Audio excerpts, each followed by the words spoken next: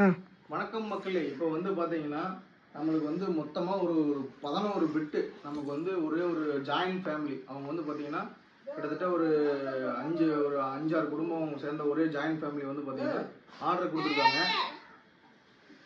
இப்போ வந்து பார்த்தீங்கன்னா 6க்கு 6, 6க்கு 7க்கு 7 வந்து பார்த்தீங்கன்னா ஒரு பிட்டு, 6க்கு 6 ஒரு பிட்டு, 6க்கு 6 இன்னொரு பிட்டு, மறுபடியும் டபுள் காட்டில் 1, இதோட 2, இதோட 3 பிட்டு கொடுத்துருக்காங்க.